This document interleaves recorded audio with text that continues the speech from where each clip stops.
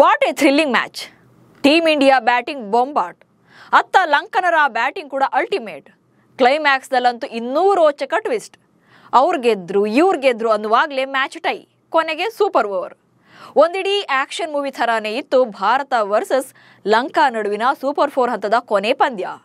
ಅಷ್ಟಕ್ಕೂ 200+ ರನ್ಸ್ ನೀಡಿ ಕೂಡ ಭಾರತ ಮ್ಯಾಚನ್ನು ಗೆಲ್ಲೋಕೆ ಹೆಣಗಾಡಿದ್ಯಾಕೆ? ಗಂಭೀರ್ ಮಾಡಿದಂಥ ಬೌಲಿಂಗ್ ಪ್ರಯೋಗ ತಿರುಗುಬಾಣವಾಯ್ತಾ? ಹರ್ಷಿತ್ ರಾಣಾಗೆ ಯಾಕೆ ಅಷ್ಟೊಂದು ಇಂಪಾರ್ಟೆನ್ಸ್ ಕೊಡ್ತಿದ್ದಾರೆ? ಪಾಕ್ ವಿರುದ್ಧದ ಪಂದ್ಯಕ್ಕೆ ಏನೆಲ್ಲ ವರ್ಕೌಟ್ ಮಾಡಬೇಕು? ಈ ಬಗ್ಗೆ ಕಂಪ್ಲೀಟ್ ಮಾಹಿತಿಯನ್ನು ನೀಡ್ತೇನೆ. ನಾನು ಶಾಂತ. ನೀವು ಸುದ್ದಿಯಾನದ ಸಬ್ಸ್ಕ್ರೈಬರ್ ಆಗೋದಕ್ಕೆ ಮರಿಬೇಡಿ. ಏಷ್ಯಾ ಕಪ್ ಟೂರ್ನಿ ಆರಂಭದಿಂದಲೂ ಕೂಡ ಟೀಮ್ ಇಂಡಿಯಾ ಕಂಪ್ಲೀಟ್ ಡಾಮಿನೇಟ್ ಮಾಡಿಕೊಂಡೇ ಬಂದಿದೆ. ಅದರಲ್ಲಿ ನೋ ಡೌಟ್ ಈ ಹಿಂದಿನ ಮ್ಯಾಚ್ಗಳಲ್ಲಿ ಆಲ್ಮೋಸ್ಟ್ ಲಾಸ್ಟ್ ಮೂಮೆಂಟ್ ವೇಳೆಗೆ ನಾವೇ ಗೆಲ್ಲೋದು ಅನ್ನೋದು ಕನ್ಫರ್ಮ್ ಆಗಿಬಿಡ್ತಾ ಇತ್ತು. ಲಾಸ್ಟ್ ಬಾಲ್ವರೆಗೂ ಕೂಡ ಯಾವ ಮ್ಯಾಚ್ ಕೂಡ ಹೋಗಿರಲಿಲ್ಲ. ಆದರೆ ಲಂಕಾ ವಿರುದ್ಧದ ಪಂದ್ಯ ಅಂತೂ ಕಂಪ್ಲೀಟ್ ಉಲ್ಟಾ. ಲಾಸ್ಟ್ ಬಾಲ್ನಲ್ಲೇ ರಣರೋಚಕ ತಿರುವು ಸಿಕ್ಕಿತ್ತು. ಸೂಪರ್ ಓವರ್ನಲ್ಲಿ ಬ್ಯಾಕ್ ಟು ಬ್ಯಾಕ್ 2 ಮ್ಯಾಚ್ಗಳನ್ನು ಸೋತಿದ್ದಂಥ ಲಂಕನ್ನರು ಜಗತ್ತಿನ ನಂಬರ್ 1 T20 ಟೀಮ್ ಭಾರತಕ್ಕೆ ಅಕ್ಷರಶಃ ಸೋಲಿನ ಭಯ ಹುಟ್ಟಿಸಿದ್ರು. ಲಾಸ್ಟ್ ಬಾಲ್ವರೆಗೂ ಕೂಡ ಗೇಮ್ನ ಕಂಟ್ರೋಲ್ನಲ್ಲಿ ಇಟ್ಕೊಂಡಿದ್ರು. ಒನ್ ಟೈಮಲ್ಲಿ ನಮಗಿಂತಲೂ ಚೆನ್ನಾಗಿ ಬ್ಯಾಟಿಂಗ್ ಕೂಡ ಮಾಡಿದ್ರು. ಅವರ ಅಗ್ರೆಷನ್ ನೋಡ್ತಾ ಇದ್ರೆ ಇನ್ನೂ 1-2 ಓವರ್ ಬಾಕಿ ಇರುವಂತೆಯೇ ಮ್ಯಾಚನ್ನು ಗೆದ್ದು ಬಿಡ್ತಾರೆ ಅನಿಸ್ತಾ ಇತ್ತು. ಬಟ್ ಲಾಸ್ಟ್ ಓವರ್ಗಳಲ್ಲಿ ಭಾರತೀಯ ಬೌಲರ್ಗಳು ಮ್ಯಾಚ್ನ ತಮ್ಮ ಕಂಟ್ರೋಲ್ಗೆ ತಗೊಂಡ್ರು.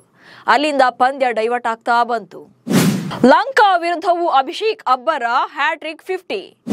ದುಬೈ ಇಂಟರ್ನ್ಯಾಷನಲ್ ಕ್ರೀಡಾಂಗಣದಲ್ಲಿ ಶುಕ್ರವಾರ ನಡೆದಂತ ಭಾರತ ವರ್ಸಸ್ ಶ್ರೀಲಂಕಾ ನಡುವಿನ ಸೂಪರ್ 4 ಹಂತದ ಕೊನೆ ಮ್ಯಾಚ್ ಅಲ್ಲಿ ಲಂಕಾ ಟೀಮ್ ಟಾಸ್ ಅನ್ನ ಗೆದ್ದುಕೊಳ್ತು.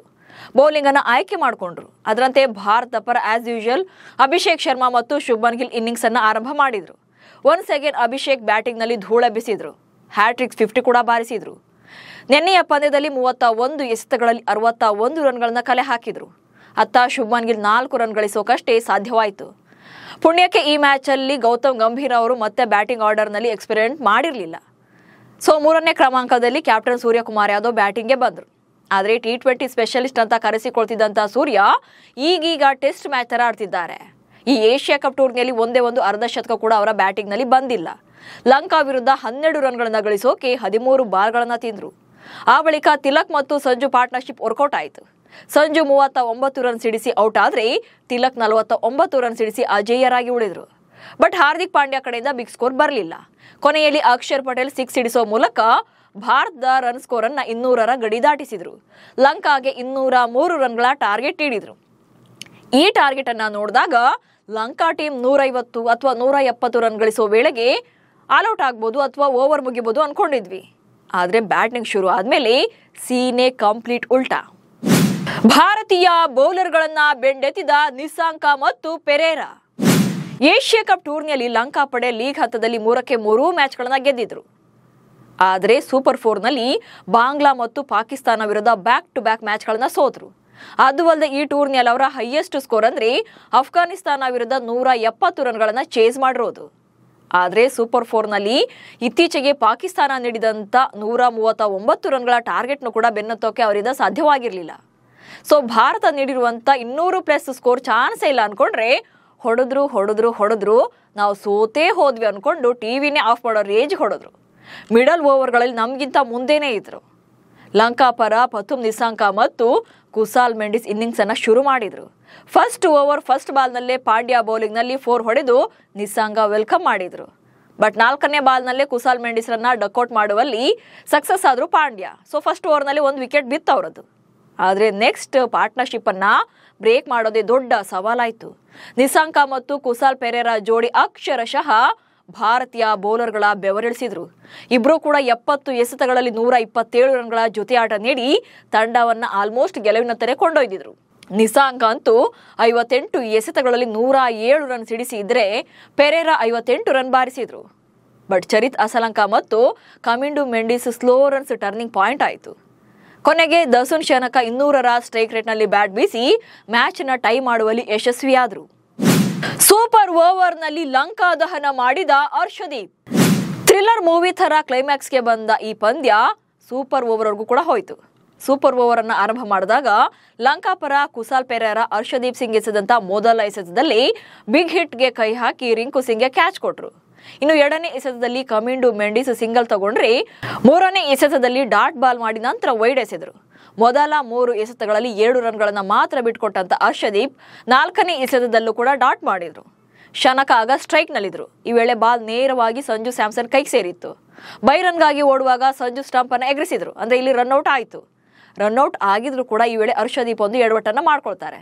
ಅಂದ್ರೆ ಇಲ್ಲಿ ಕ್ಯಾಚ್ ಔಟ್ ಆಗಿದೆ ಅಂತ ಅಪೀಲ್ ಮಾಡ್ತಾರೆ. ಅಂಪೈರ್ ಕೂಡ ಕ್ಯಾಚ್ ಔಟ್ ಅನ್ನ ಕೊಡ್ತಾರೆ. ಬಟ್ ಶನಕ ಮಾತ್ರ ಕಾನ್ಫಿಡೆಂಟ್ ಆಗಿದ್ರು. ಬಾಲ್ ಬ್ಯಾಟ್ಗೆ ತಾಗಿಲ್ಲ ಅನ್ಕೊಂಡು ರಿವ್ಯೂ ತಗೊಂಡ್ರು. ಬಾಲ್ ಬ್ಯಾಟ್ಗೆ ತಾಗಿರ್ಲಿಲ್ಲ. ಹೀಗಾಗಿ ಅದನ್ನ ಡೆಡ್ ಬಾಲ್ ಅಂತ ಘೋಷಣೆ ಮಾಡಲಾಯಿತು. ಇನ್ನು ಮತ್ತೆ ಶನಕ ಬ್ಯಾಟ್ ಅನ್ನ ಬೀಸ್ತಾರೆ. ಈ ಟೈಮಲ್ಲಿ ಜಿತೇಶ್ ಶರ್ಮಾಗೆ ಕ್ಯಾಚ್ ನೀಡಿ ಔಟ್ ಆಗ್ತಾರೆ. ಸೊ ಅಲ್ಲಿಗೆ 2 ವಿಕೆಟ್ಗಳನ್ನ ಸೂಪರ್ ಓವರ್ನಲ್ಲಿ ಕಳ್ಕೊಳ್ತಾರೆ. ಕೊನೆಗೆ ಇನ್ನೂ ಒಂದು ಎಸೆತ ಬಾಕಿ ಇರುವಂತೆಯೇ ಶ್ರೀಲಂಕಾ ಸೂಪರ್ ಓವರ್ನಲ್ಲಿ ಆಲ್ ಔಟ್ ಆಗಿ ಕೇವಲ 3 ರನ್ಗಳ ಗುರಿಯನ್ನ ನೀಡುತ್ತೆ.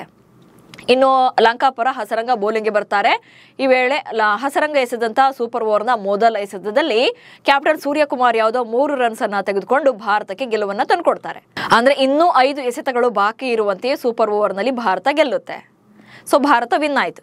ಬಟ್ ಇಲ್ಲಿ ಮ್ಯಾಚ್ ವಿನ್ ಆಗಿದ್ರು ಕೂಡ ಹರ್ಷಿತ್ ರಾಣಾಗೆ ಚಾನ್ಸ್ ಕೊಟ್ಟಿದೆ ಇಲ್ಲಿ ದೊಡ್ಡ ಪ್ರಶ್ನೆ ಆಗ್ತಾ ಇದೆ. ಗಂಭೀರ್ ಶಿಷ್ಯನಿಂದಾಗಿ ಸೂಪರ್ ಓವರ್ ಪ್ರಯೋಗ ಬೇಕಿತ್ತ? ನಿನ್ನೆ ಮ್ಯಾಚ್ ಅಲ್ಲಿ ಬ್ಯಾಟಿಂಗ್ ಆರ್ಡರ್ ನಲ್ಲಿ ಯಾವುದೇ ಚೇಂಜಸ್ ಇಲ್ಲದೆ ಇದ್ರೂ ಕೂಡ ಬೌಲಿಂಗ್ ನಲ್ಲಿ ಮಾಡಿದ ಪ್ರಯೋಗವೇ ಭಾರತವನ್ನ ಸೂಪರ್ ಓವರ್ಗೂ ಕೂಡ ಕೊಂಡೊಯ್ದಿದೆ. ಲಂಕಾ ವಿರುದ್ಧದ ಮ್ಯಾಚ್ ಅಲ್ಲಿ ಜಸ್ಪ್ರೀತ್ ಬುಮ್ರಾ ಮತ್ತು ಶಿವಮ್ ದುಬೆಗೆ ರೆಸ್ಟ್ ನೀಡಿ ಹರ್ಷದೀಪ್ ಸಿಂಗ್ ಮತ್ತು ಹರ್ಷಿತ್ ರಾಣಾರನ್ನ ಕಣಕ್ಕಿಳಿಸಲಾಗಿತ್ತು. ಬೌಲಿಂಗ್ ನಲ್ಲಿ ಇವರಿಬ್ರು ಕೂಡ ಎಕ್ಸ್ಪೆನ್ಸಿವ್ ಆದ್ರು. ಹರ್ಷದೀಪ್ ಓಕೆ ಅನುಭವಿ, ಯಾವಾಗ ಬೇಕಿದ್ರು ಮ್ಯಾಚ್ ಟರ್ನಿಂಗ್ ಮಾಡುವಂತ ಕೆಪಾಸಿಟಿ ಅವ್ರಿಗಿದೆ. ಅವರು ಅದನ್ನ ಸೂಪರ್ ಓವರ್ ನಲ್ಲೂ ಕೂಡ ಪ್ರೂವ್ ಮಾಡ್ಕೊಂಡ್ರು. ಸೊ ಹರ್ಷದೀಪ್ ರನ್ನ ಬುಮ್ರಾ ಬದಲಿಗೆ ಕಣಕ್ಕಿಳಿಸ್ಲಿ, ಅದರಲ್ಲಿ ಯಾವುದೇ ತಕರಾರಿಲ್ಲ. ಆದ್ರೆ ಗೌತಮ್ ಗಂಭೀರ್ ಅವರು ತಮ್ಮ ಪಟ್ಟಾ ಶಿಷ್ಯನಾಗಿರುವಂತ ಹರ್ಷಿತ್ ರಾಣಾರನ್ನ ಕಣಕ್ಕಿಳಿಸಲೇಬೇಕು ಅನ್ನೋಕೋಸ್ಕರನೇ ಏನೋ ಶಿವಮ್ ದುಬೆನ ಡ್ರಾಪ್ ಮಾಡಿದ್ರು. ಶಿವಮ್ ದುಬೆನ ಯಾಕೆ ಕೈ ಬಿಟ್ರು ಅನ್ನೋದೇ ಇಲ್ಲಿರುವಂತ ಪ್ರಶ್ನೆ.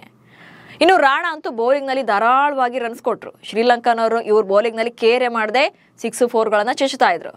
4 ಓವರ್ಗಳನ್ನ ಬೌಲ್ ಮಾಡಿದಂತ ರಾಣಾ 13.50 ಎಕಾನಮಿಯಲ್ಲಿ 54 ರನ್ಗಳನ್ನ ಬಿಟ್ಕೊಟ್ರು. ಒಂದ್ ರೀತಿಯಲ್ಲಿ ರಾಣಾನೇ ಸೂಪರ್ ಓವರ್ಗೆ ಕಾರಣ ಆದ್ರು, ಅಂದ್ರೆ ಎಕ್ಸ್ಪೆನ್ಸಿವ್ ಆದ್ರು. ಅದು ಅಲ್ಲದೆ ಫೈನಲ್ ಹೊಸ್ತಿಲಿನಲ್ಲಿ ಪ್ಲೇಯಿಂಗ್ 11ನಲ್ಲಿ ಪ್ರಯೋಗ ಮತ್ತೆ ಯಾಕೆ ಬೇಕಿತ್ತು ಅನ್ನೋದು ಮಾಜಿ ಕ್ರಿಕೆಟಿಗರ ವಾದ ಕೂಡ ಆಗಿದೆ. ಆಲ್ರೆಡಿ ಸೆಟ್ ಆಗಿರುವಂತಹ ಪ್ಲೇಯರ್ಗಳನ್ನ ಕೂರಿಸಿ ಟ್ರಯಲ್ ರನ್ ತರ ತಂಡದಲ್ಲಿ ಇರೋರಿಗೆಲ್ಲ ಚಾನ್ಸ್ ಅನ್ನ ಯಾಕೆ ಕೊಡಬೇಕಿತ್ತು ಅಂತ ಪ್ರಶ್ನೆ ಮಾಡ್ತಿದ್ದಾರೆ. ಯಾಕಂದ್ರೆ ಈಗ ಫೈನಲ್ ಪಂದ್ಯದಲ್ಲಿ ಪಾಕಿಸ್ತಾನದ ಎದುರು ಆಡ್ಬೇಕಾಗುತ್ತೆ. ಸೊ ಇಂಥ ಟೈಮಲ್ಲಿ ಒಂದ್ ಮ್ಯಾಚ್ ಅವರು ಒಂದ್ ಮ್ಯಾಚ್ ಇವರು ಅಂತಂದ್ರೆ ಫೈನಲ್ ಟೀಮ್ ಅನ್ನ ಸೆಟ್ ಮಾಡೋದು ಕಷ್ಟ ಆಗುತ್ತೆ ಅನ್ನೋದು ಅವರ ವಾದ. ಒಟ್ನಲ್ಲಿ ಎಕ್ಸ್ಪೆರಿಮೆಂಟ್ ನಿಂದ ಸಾಲು ಹೊಡೆತಾ ತಿಂದ್ರು ಕೂಡ ಗಂಭೀರ್ ಮಾತ್ರ ಪ್ರಯೋಗವನ್ನ ನಿಲ್ಲಿಸ್ತಾ ಇಲ್ಲ. ಪುಣ್ಯಕ್ಕೆ ನಿನ್ನೆ ಮ್ಯಾಚ್ ಅಲ್ಲಿ ಬ್ಯಾಟಿಂಗ್ ಆರ್ಡರ್ ಕರೆಕ್ಟ್ ಆಗಿತ್ತು. ಹಿಂಗಾಗಿ 200+ ಸ್ಕೋರ್ ಕೂಡ ಬಂತು. ಆದ್ರೆ ಬೌಲಿಂಗ್ ಟೀಮ್ ವೀಕ್ ಆಗಿದ್ದರಿಂದ ಬಿಗ್ ಸ್ಕೋರ್ನು ಕೂಡ ಡಿಫೆನ್ಸ್ ಮಾಡಿಕೊಳ್ಳೋಕೆ ಸಾಧ್ಯವಾಗಲಿಲ್ಲ. ಸೊ ಭಾನುವಾರ ಫೈನಲ್ ಪಂದ್ಯ ಇದು. ಇಲ್ಲಾದ್ರೂ ಕೂಡ ಸೀರಿಯಸ್ ಆಗಿ ಆಡ್ಬೇಕಿದೆ. ಯಾಕಂದ್ರೆ ಭಾರತದ ಎದುರಾಳಿ ಪಾಕಿಸ್ತಾನ. ಅಲ್ಲಿ ಕಪ್ ಗೆದ್ವಿ ಅನ್ನೋದಕ್ಕಿಂತ ಗೆಲುವಿನ ಪ್ರತಿಷ್ಠೆಯೇ ಮುಖ್ಯ ಆಗಿರುತ್ತೆ. ಸೊ ನಿಮ್ಮ ಪ್ರಕಾರ ಲಂಕಾ ವಿರುದ್ಧ ಭಾರತ ತಿಣುಕಾಡಬೇಕಾಗಿ ಗೆದ್ದಿದ್ದು ಯಾಕೆ, ಎಲ್ಲಿ ಮಿಸ್ಟೇಕ್ಸ್ ಆಯ್ತು ಅನ್ನೋದನ್ನ ಕಮೆಂಟ್ಸ್ ಮೂಲಕ ತಿಳಿಸಿ. ಹಾಗೆ ಸುದ್ದಿಯನ್ನ ಫಾಲೋ ಮಾಡಿ. ನಮಸ್ಕಾರ.